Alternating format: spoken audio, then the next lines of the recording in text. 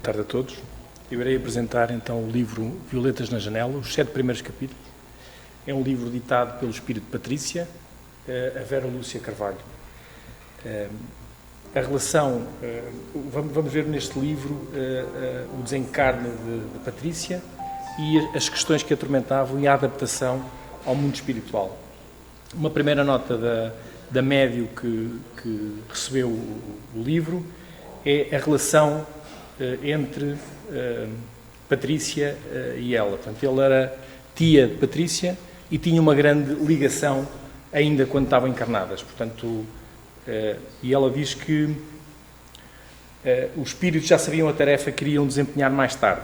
Portanto, elas não tinham essa consciência, mas a mensagem que ela passa nesta fase inicial do livro é que a vida continua. Portanto, com essa certeza, passamos então à apresentação dos capítulos. Portanto, no primeiro capítulo, despertando, segundo capítulo, indagando, primeiros conhecimentos, as visitas, a mudança, violentas na janela e o teatro. Portanto, aqui vamos ver como é que o espírito de Patrícia se adapta então à passagem, ao acordar no mundo espiritual. Portanto, no primeiro capítulo, ela relata aqui a forma como acorda, sem perceber bem onde está. Portanto, descreve o quarto onde está, com paredes claras, janela fechada, um local ainda na penumbra, e ouvia a voz do seu pai, e dizia-lhe: Patrícia, filha querida, dorme tranquila, amigos velam por você, esteja em paz. Embora essas palavras fossem ditas com muito carinho, eram ordens, sentia-me protegida e amparada. Portanto, e Patrícia percebe que está alguém junto a ela numa poltrona, junto ao leito onde ela está deitada, a dormitar. Portanto, ela não, apesar de não conhecer o local, sentia-se calma e continuava a sorrir. Portanto, e diz: não tive medo, nem me apavorei. Fiquei calada por minutos, tentando entender, até que o risonho senhor me dirigiu a palavra e disse-lhe: olá, Patrícia, como se sente? Bem? Pensei no meu pai, senti-o e interroguei mentalmente: pai, que faço? Calma, esteja tranquila. Diante do desconhecido, procure conhecer. Nas dificuldades, procure soluções. Pense em Jesus, o Divino Mestre é a luz do nosso caminho. O meu pai respondeu dentro de mim. Era como se pensasse com a voz dele. Senti coragem e ânimo. Certamente eram fluidos que me enviava. Confiei. Portanto, ela acorda sem perceber onde está e com quem está, mas mesmo assim sente confiança. Então decide interagir com a pessoa, que era Maurício, que é um amigo do pai, e diz: realmente sentia-me assim, estava calma, ter acordado num local desconhecido e com aquele estranho ao meu lado pareceu-me natural, e logo eu, que nem sempre fui caseira e avessa, sempre fui tão caseira e avessa a estranhos. Até que ousei perguntar: estou a sonhar ou desencarnei? Portanto, no segundo capítulo vamos ver então o que acontece. E então a interação com o tal estranho, com o Maurício. Aquele estranho que por afinidade sentisse ser um amigo, a velar por mim, continuava a sorrir. Olhou-me nos olhos. Lembranças de acontecimentos me vieram à mente. Portanto, ela, ao olhar para a pessoa que não conhece, vai se lembrar do que aconteceu anteriormente. E vai relatar. Ia levantar-me. Era domingo, inverno, final de férias. Sentei-me na cama para trocar o pijama quente por outra roupa, quando sentia uma tontura. A cama estava encostada à parede e foi nela que apoiei a cabeça. Parecia que algo explodia dentro dela. Estas sensações foram por segundos. Vi e ouvi por instantes, sem definir quem eram as pessoas ao meu lado. Calma, Patrícia, calma. Alguém falou carinhosamente. Senti que seguravam as minhas mãos, mas também senti mãos sobre a minha cabeça. Dorme, dorme. Portanto, e Maurício explica que ela desencarnou devido a um aneurisma cerebral. E, portanto, este relato tem a ver com o que se passou anteriormente, antes da passagem para o mundo espiritual.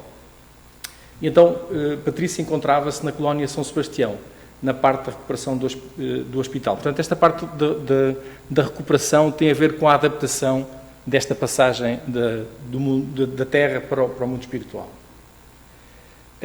Nesta recuperação recebe a avó, que tinha desencarnado anos antes, e repara que a avó está mais bonita, mais esperta e sem os óculos grossos. Patrícia pergunta à avó pelos familiares encarnados. A avó responde: Estão bem, são espíritas. O espiritismo dá aos encarnados o entendimento da morte do corpo e assim eles compreenderam os acontecimentos e sabem que o seu desencarne lhe trará muitas felicidades. Seu pai é firme como rocha e o seu saber é o leme a dirigir o barco do lar. Avó, eles não sentiram o meu desencarne? Sentiram. Claro que todos sofrem a sua ausência e se ajudam mutuamente com muita compreensão. Fazem de tudo para enviar carinho e amor que sentem. Um dia vocês irão encontrar-se, como agora se encontra comigo. Verá que nunca estiveram separados, porque o amor une. Então, Patrícia manifesta então essa preocupação pela mãe e Maurício tenta tranquilizá-la e diz: Patrícia, o seu lar terreno, eles só pedem que cuidem de você. A menina pede-nos para cuidar deles. O carinho sincero que os une é um laço forte. Cuidaremos de você e deles. Estarei sempre com você até que se adapte bem. Ter-me-á por companhia, estou encarregado de velar por você. Portanto, aqui a importância do que, da energia que é transmitida quando pensamos na pessoa que desencarnou.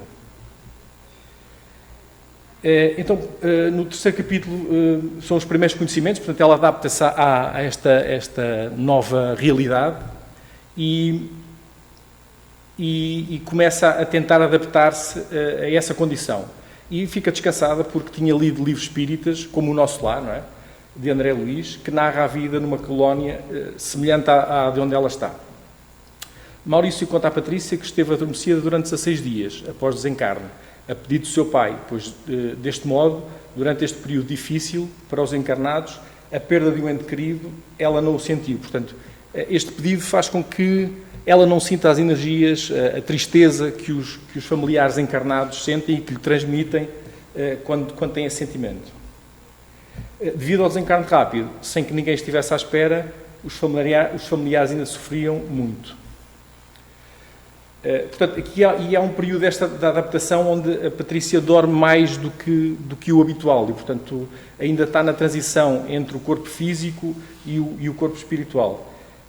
E essa adaptação é também visível nas necessidades que ela tem de ainda se alimentar, de se vestir, e sente que as roupas são ligeiras e que a temperatura é amena, e lembra-se que quando desencarnou estava no inverno e naquele local não havia, a temperatura era amena, portanto não tinha grande necessidade de agasalhos, e que no umbral a temperatura variava como nos encarnados. Portanto, e as roupas também seriam próprias e adaptadas a essa transição. No quarto, agora vai falar um bocadinho dos alimentos. Portanto, no quarto encontrava uma bandeja com alimentos, frutas, doce e pães, uma vez que nesse período de adaptação a impressão de estar encarnado não desaparece de imediato. A mesma coisa é válida para os atos de higiene. Patrícia pergunta: acontece assim com todos os que desencarnam? Não, você, Patrícia, veio para a colónia por mérito e afinidade. Fez, quando encarnada, muitos amigos. Aqui é querida. Amigos são para ajudar. No seu caso, tentamos agradar-lhe. Infelizmente, não é para todos que podemos fazer estes sagrados. Portanto, e aos poucos ela adapta-se e começa a necessitar de menos comida, portanto, e percebe que a alimentação pode só passar pela ingestão de água que é cristalina. E a troca de roupa e os banhos também são feitos de outra maneira. A avó explica-lhe que lavava as suas roupas com a força mental, limpava-as deixando como ela gostava de usar. E ela depois, mais tarde, aprende então essa higienização, não só do corpo, mas também das roupas. Okay? Relativamente à colónia, ela também faz uma descrição da colónia e explica que há várias colónias espalhadas pelo Brasil e pelo mundo. São como cidades dos encarnados. Elas diferenciam-se pela sua administração, mas procuram ter todos os ministérios e todas as funções. Ou seja, são órgãos que administram essas colónias. Os ministérios são como secretarias nas cidades de encarnados. Todas as colónias são bem organizadas e oferecem atrativos maravilhosos para os que estão aptos a ver e a sentir. Porque nem toda a gente se adapta e nem toda a gente pretende ficar nessas colónias. Porque ainda sentem falta das coisas da carne e da terra. E ela dá uma explicação em termos do que é que viu. Portanto, as árvores são sadias, de um verde bonito, e as folhas harmonizam com o conjunto. Os pássaros não nos temem, vêm até nós quando chamados. Portanto, reparem o respeito com os animais, o que não se verifica aqui e a diferença em termos de comportamento. Os animais aqui são amados, protegidos, são amigos. Temos nas colónias animais domésticos e muitos outros que ajudam os socorristas. Nos infantários há muitos animais que encantam as crianças e no bosque há várias espécies, todas espécies dóceis e amigas. Portanto, e Patrícia neste período recebe muitas visitas que lhe trazem, visitas rápidas, que lhe trazem presentes, portanto, frutas, livros, flores, bónus horas, hora que é a moeda que se utiliza para aceder às várias coisas, portanto, e a avó comunica à Patrícia que irá passar para a casa onde mora, juntamente com 5 amigas. A avó vai abdicar das horas que ela tem de trabalho no hospital para acompanhar a Patrícia. Portanto, nesta fase, então, é a mudança do hospital para a casa da avó, e ela, no caminho, descreve o que vai vendo, portanto, e vai contemplando os pássaros e as flores. Descreve as ruas, jardins e inúmeras árvores de fruto de várias espécies, algumas que ela conhecia, outras que não conhecia, que eram nativas do Brasil, outras de outros países. E, portanto, explica que toda a gente respeita a natureza e ninguém estraga nada. Vai apresentando os vários serviços, digamos assim, que existem na colónia, a sala de conferências, o teatro, explica que há vários nomes há várias designações para a mesma coisa, os departamentos, os ministérios, e chega então à casa onde tem as colegas a receber e a apresentarem-se. Dá aqui uma nota em termos de organização da casa, diz que a sala era grande, mobilada com bom gosto, sem exageros e com móveis parecidos com o que usam os encarnados de classe média. Sofás, poltronas, cadeiras, mesas, vasos com flores e quadros de bom gosto enfeitavam as paredes de cor clara. Portanto, nota-se uma harmonia sem exageros de coisas luxuosas, mas também sem coisas estragadas. Portanto, nas colónias e postos de socorro, quando é dia na Terra, é também aqui. Portanto, à noite vemos estrelas, lua e também escuro. A colónia, nesse período, é iluminada com luz artificial. A energia usada é a solar e de outra fonte que os encarnados nem imaginam ainda. As ruas e avenidas e praças são iluminadas, mas não são usados postos, como no plano físico. É como se a colónia fosse uma grande sala e só uma lâmpada a iluminasse. Portanto, as diferenças entre o plano espiritual e a Terra. Descreve também o seu quarto, portanto, tinha uma cama, um armário, uma mesa escrivaninha, 2 poltronas e uma casa de banho. Decoração toda cor-de-rosa, clarinha. E fixa os olhos então na janela e fica encantada com uma surpresa que vê.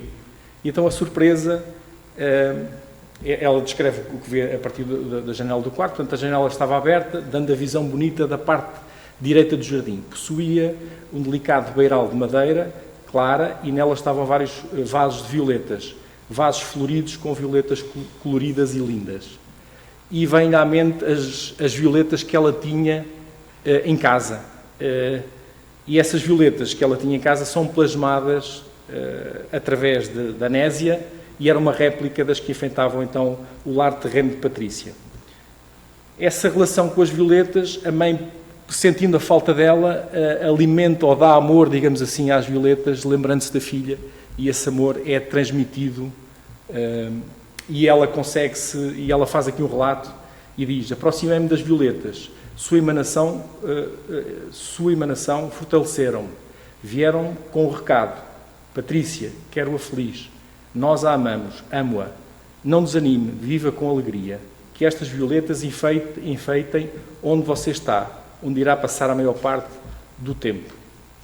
E ela diz: senti-me fortalecida e sorri contente. O amor forte e sincero de minha mãe acompanhava-me, protegendo-me como sempre, dando-me coragem e alegria. Amor de mãe é como um farol a iluminar seus entes queridos e a perfumar as suas existências. As violetas encantavam-me, não só enfeitavam a janela do meu quarto, mas a janela do mundo novo que se defrontava à minha frente. Violetas na janela. E daí o nome do livro e a explicação para o nome do livro. No 7º capítulo, intitulado Teatro, explica o que é que a Patrícia fazia. Portanto, ela dava grandes passeios pela colónia, encantada com tanta beleza. E então compara a colónia São Sebastião, onde se encontrava, com uma cidade média, de médio porte, sem excessos de luxo ou de pobreza. As casas eram todas do mesmo nível, diferenciando-se apenas no tamanho. Todas tinham jardim e muitas flores, tudo muito organizado, e os seus administradores visam somente o bem comum, mais ou menos como cá. Arthur, um amigo que era amigo do pai, mas que tinha desencarnado, deu à Patrícia um aparelho que podíamos equivaler, digamos assim, a uma televisão, só que tinha mais tecnologia.